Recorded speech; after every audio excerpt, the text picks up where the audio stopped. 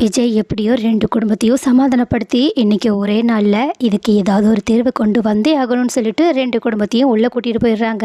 ஆனால் இந்த விஷயம் பாட்டிக்கும் ராதாவுக்கும் சுத்தமாக பிடிக்கல. அதனால் அவங்க விஜயை செம்மையாக திட்டிகிட்டு இருக்கிறது மட்டும் இல்லாமல், நீ இப்படி வந்ததுக்கு இங்கே வராமையே இருந்திருக்கலான்னு பாட்டி வார்த்தையை விட, தாத்தாவும் கல்யாணியை அமைதிப்படுத்த ட்ரை பண்ண. ஆனால் கல்யாணியோ, ஆமாங்க நீங்கள் என்ன சொல்ல வரீங்க, இவன் இங்கே வந்தது எனக்கு சந்தோஷம்தான், ஆனால் இப்போது இவன் என் முன்னாடி கஷ்டப்படுறதுக்கு பதிலாக வேறு எங்கேயாவது இருந்து கஷ்டப்பட்டுருக்கலான்னு தோணுது. அது மட்டும் இல்லாமல், டே விஜய், உனக்காக நாங்கள் எவ்வளோ நல்ல நல்ல பொண்ணுங்களெல்லாம் பார்த்தோம், ஆனால் நீ பொய்யும் அவளை போய் கல்யாணம் பண்ணிக்கிட்டியடா, உனக்கு என்ன தான் சொல்கிறதுன்னு எனக்கே புரியலைன்னு சொல்ல. அதுக்கு விஜயும், பாட்டி இதில் காவேரி மேலே எந்த தப்பு கிடையாது. உண்மையை சொல்லப்போனால் நான் எந்த அளவுக்கு வருத்தப்படுறனோ அதை விட பல மடங்கு அதிகமாக காவேரி தான் வருத்தப்பட்டுக்கிட்டு இருக்கா. அதுவும் அவள் கர்ப்பமாக இருக்க இந்த நிலைமையில அவள் இவ்வளோ கஷ்டப்படும் போது நான் அவளுக்கு உறுதுணையாக இருக்கிறதா நல்லது.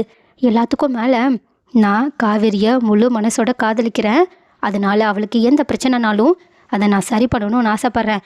ஒருவேளை நம்ம குடும்பத்தில் இப்படி ஒரு பிரச்சனை இருந்திருந்தா கண்டிப்பாக காவேரி நான் இப்போ என்ன பண்ணிக்கிட்டு இருக்கனோ அதே தான் பண்ணுவா. ஏன் நீங்களே யோசிச்சு பாருங்க, இதுக்கு முன்னாடி நம்மளோட குடும்பத்தில் பிரச்சனை வந்தப்பெல்லாம் அவள் தானே முன்னாடி வந்து நின்னான்னு சொல்ல.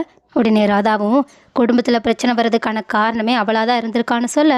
உடனே விஜயும், சரி கொஞ்சம் அமைதியாக இருங்களேன், கண்டிப்பாக இந்த பிரச்சனை இன்னும் ஒரே நாளில் முடிஞ்சிரும், நான் முடிச்சு வைக்கிறேன், அது வரைக்கும் எனக்கு கொஞ்சம் டைம் கொடுங்க. அப்புறம் இதுக்கப்புறமா காவேரி தான் எல்லா பிரச்சனைக்கும் காரணம்னு என்கிட்ட சொன்ன மாதிரியே எல்லாருக்கிட்டையும் சொல்லிக்கிட்டு இருக்காதீங்க அப்படின்னு சொல்லிட்டு அவங்க அங்கேருந்து கிளம்பி போக, இந்த பக்கமோ ராதா கிட்ட, பாட்டி இதுக்கு மேலேயும் நான் என்ன பண்ணுறதுன்னு எனக்கே தெரியல, எனக்கு வர கோபத்துக்கு காவேரியை ஏதாவது திட்டணும்னு தோணுது, ஆனால் அவள் கர்ப்பமாக இருக்கனால என்னால் எதுவுமே பேச முடியல. முதல்ல குழந்தை பிறக்கட்டும், பிறந்ததுக்கு அப்புறமா குழந்தைய வாங்கி வச்சுட்டு அவளை அப்படியே அவள் அம்மா தங்கச்சியை பார்த்துக்கிறதுக்கு நீ அங்கேயே போயிடுமான்னு வீட்டை விட்டு துரத்தி விட்டுற வேண்டியதான்னு சொல்லிட்டு கொஞ்சம் கூட மனசாட்சியே இல்லாமல் காவேரியை வீட்டை விட்டு துரத்தி விடுறதை பற்றி பேசிக்கிட்டு இருக்க.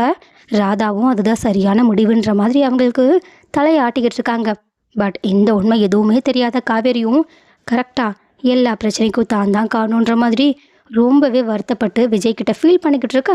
இதை கேட்டுட்டு விஜயும் காவேரியை கொஞ்சம் கொஞ்சமாக சமாதானப்படுத்திட்டு அவங்க தலையில் 2 தட்டு தட்டி அவங்க மாத்திரை போட மறந்ததை யோசிச்சு பார்த்துட்டு உடனடியாக அவங்களுக்கு மாத்திரையுமே எடுத்து கொடுத்து, நான் இப்போ ஒரு சின்ன வேலைக்காக வெளியே போகிறேன், வர்றதுக்குள்ளே நீ தூங்கி இருக்கணும், அப்படி மட்டும் இல்லை அவ்வளோதான் சொல்லிட்டு அவங்கள செல்லமாக மிரட்டிட்டு அவங்க அங்கேருந்து கிளம்பி போகிறாங்க. காவேரியும், சரி நம்ம குழந்தைக்காகவது இதுக்கப்புறமா நம்ம கொஞ்சம் கரெக்டாக இருக்கணும்னு சொல்லிட்டு யோசிச்சு பார்த்துட்டு பிரச்சனைகள் எல்லாத்தையுமே கொஞ்சம் ஓரமாக ஒதுக்கி வச்சுட்டு ரெஸ்ட் எடுக்க ஆரம்பிக்கிறாங்க.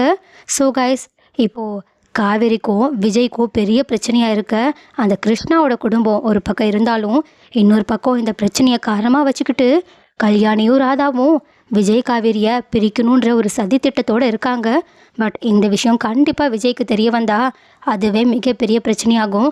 ஆனால் இந்த பிரச்சனை முடியும் போதே கல்யாணியும் காவேரியோட மனசை புரிஞ்சுக்கிட்டு இது வரைக்கும் அவங்களுக்கு பண்ண அநியாயத்துக்காக மன்னிப்பு கேட்டு திருந்துனா நல்லா இருக்கும்னு யாரெல்லாம் நினைக்கிறீங்க? அண்ட் ஆல்சோ இன்னுமே அந்த குடும்பம் ஒரு சஸ்பீஷியஸான குடும்பமாக தான் இருக்குது. அவங்க உண்மையாகவே சந்தனத்தோட 2வது குடும்பமாக, அப்படி இல்லைன்னா விஜய் காவேரியை பழி வாங்கிறதுக்காக வேறு யாராவது தீட்டுற சதி திட்டத்துக்கு அவங்க உடந்தையாக இருக்காங்களா?